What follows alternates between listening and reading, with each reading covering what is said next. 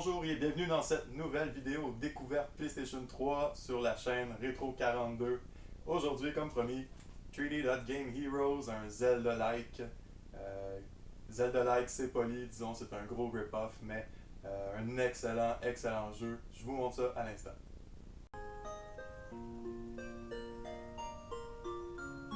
Aujourd'hui, je vous présente 3D Game Heroes. Vraiment un gros coup de cœur pour moi sur la PlayStation 3, un de mes jeux préférés de PlayStation 3. Ce jeu-là est un hommage au vieux jeu de mon enfance, à Zelda beaucoup. Même la petite tune d'intro comme ça me fait penser à Final Fantasy. Beaucoup de clins d'œil aux vieux jeux rétro.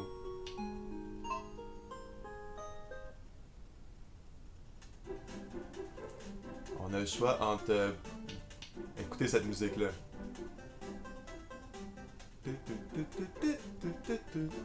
C'est tellement la tune des Poké Center, ça, non? Il me semble que c'est ça, ouais. Donc, on a le choix entre énormément de personnages. Puis, en plus, on peut créer le note. Si vous êtes bon en pixel art un peu, là, vous pouvez créer votre propre personnage. Il y a vraiment des personnages ridicules. Là. Je vais être Duckman, tiens. Pourquoi pas? Et je vais m'appeler Duckman, c'est un excellent nom. Ben oui. Le jeu est en anglais seulement, mais ça en vaut la peine. Donc l'histoire, pour vous résumer vite fait, là, c'est... si je me souviens bien, là, c'est un roi qui... c'est un démon qui nous attaque, puis le roi décide que la technologie 2D s'est dépassée, on ne pourra pas se défendre avec du 2D, donc il faut transformer le monde en 3D. Puis c'est ça qui donne un peu cet effet de pixel en 3 dimensions. Le visuel de ce jeu-là est excellent. On dirait qu'on joue avec des petits bonhommes Lego sur une maquette miniature. C'est vraiment beau, c'est vraiment réussi. Et regardez la grosseur de notre épée. Là, on joue un peu une phase d'histoire. Quand on commence, notre épée est plus petite que ça. Mais on peut aller voir le forgeron, puis on a augmenté la largeur, la longueur, la puissance aussi.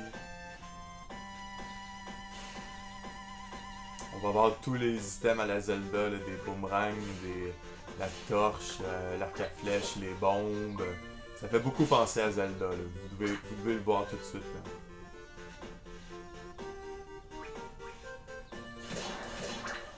Là. Quand on... Vous voyez comment c'est beau, quand on tue les ennemis, ils explosent en plein de pixels partout.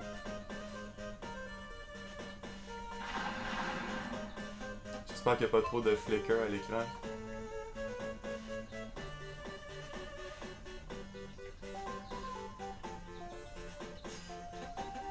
Vous voyez comme tout est fait en petits pixels. Ça s'appelle Dotnia, la ville dans laquelle on est, le pays dans lequel on est. Voilà, là on a notre personnage ici, Duckman. L'humour est très bon dans le jeu aussi, les dialogues. Vraiment drôle.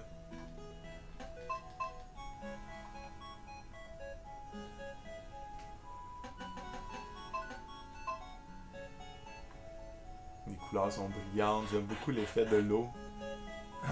L'eau est brillante. Un beau monde à explorer, vraiment. Ouais, mon personnage est ridicule. Ah, et étant donné qu'on peut faire nos propres personnages, je suis sûr qu'il y en a qui ont déjà fait des... je sais pas moi, des dildos ou... tout plein de niaiseries comme ça. Will you? Ben oui. Duckman, you're my hero. Let's go. Et je reçois ma première petite épée ici. Got a sword. Et mon bouclier. Alors, tous ceux qui ont aimé les vieux Zelda, je parle surtout des Zelda en 2D, là, vous allez triper sur ce jeu-là, c'est sûr. c'est pas mal le même genre de concept. On va trouver les donjons, traverser les donjons, il va y avoir des puzzles dans les donjons. C'est pas par ici qu'on sort, je pense.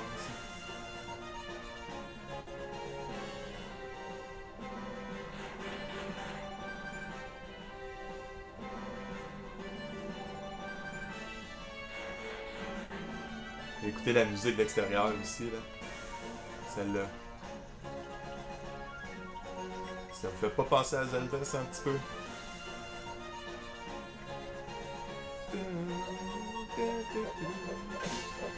Ouais.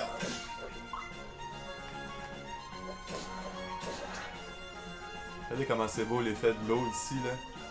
L'eau qui brille comme ça. Il y a un effet aussi de flou au loin. Tu sais, si on essaie de voir les ennemis au loin, ils sont flous. Ça donne vraiment l'effet qu'on est un géant. Puis qu'on est en train de regarder... on est en train de jouer avec des petits jouets sur une maquette. Vraiment bien fait. Je sais pas si c'est là que je dois aller. Hein. J'ai pas lu ce qu'il m'a dit faire. Je suis rendu plus loin que ça dans le jeu. Le jeu est quand même assez long. Je me rappelle pas tout à fait du début. Oh! Je pense que c'est l'heure du boss. Le personnage est vraiment drôle. Il marche en pingouin. Quand on crée notre personnage, je pense que c'est ça, on peut faire les animations, je pense que c'est sur deux trames. Là. Donc on peut faire son animation quand il est debout, puis quand il est en train de marcher. Là. Oh!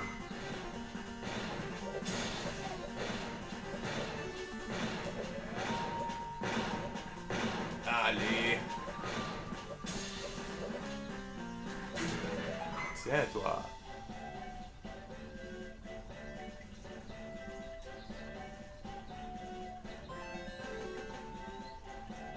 Vieille épée de prise dans la base.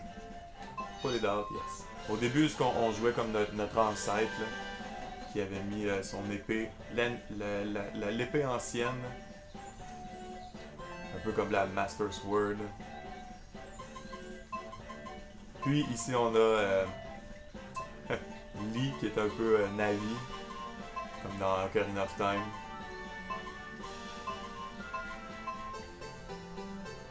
Puis il va y avoir plein de petites inside jokes. À un moment donné, Lee va faire Listen! Comme dans Ocarina of Time. Fait que beaucoup de clins d'œil puis d'inside jokes. Je pense qu'on va même voir le hibou à un moment donné là, qui nous disait où aller. Là. Je me rappelle pas s'il y a un nom, ce hibou-là.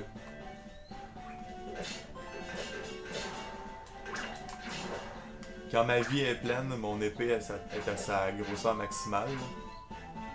Maximale pour son état actuel, parce que comme je disais, je peux l'upgrader, aller chez le forgeron. Mais si je me fais toucher une fois, mon épée va revenir plus petite.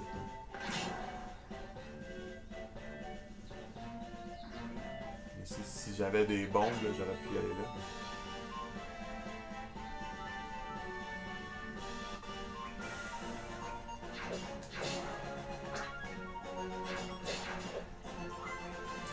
Alors voilà, c'est... je vous montrerai pas plus que ça. Là, il faudrait que j'aille au prochain donjon qui est... Ah, faut que je retourne voir lui, ouais. Puis après, j'irai au premier donjon. Des donjons qui ressemblent beaucoup à comme dans Zelda.